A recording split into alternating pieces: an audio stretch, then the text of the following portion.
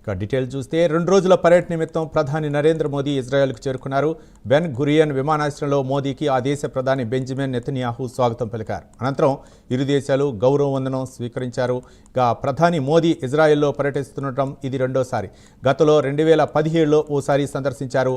ప్రస్తుత పర్యటనలో భాగంగా ఇజ్రాయెల్ పార్లమెంట్ను ఉద్దేశించి ప్రధాని మోదీ ప్రసంగించనున్నారు. ఇప్పటివరకు ఏ భారత ప్రధాని అక్కడ పార్లమెంటు వేదికగా మాట్లాడలేదు.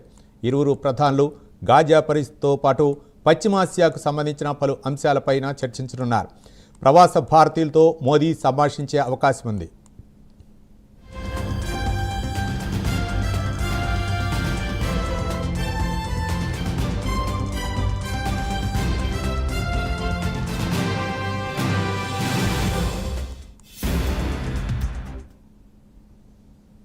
మోదీ నెతన్యాహుల మధ్య సన్నిహిత సంబంధాలు ఉన్నాయని, వారి దీర్ఘకాలిక స్నేహం ఇరు దేశాల మధ్య సంబంధాలను ప్రతిబింబిస్తోందని ఇజ్రాయెల్ ప్రధాని కార్యాలయం ఎక్స్లో పోస్ట్ చేసింది. పార్లమెంట్లో ప్రసంగం అనంతరం మోదీకి నెతన్యాహు విందును ఇవ్వనున్నారు. గురువారం ఇరువురు నేతలు సమావేశమై ఆర్థిక భద్రత, దౌత్య తదితర రంగాల్లో ఒప్పందాలపై సంతకాలు చేయనున్నారు.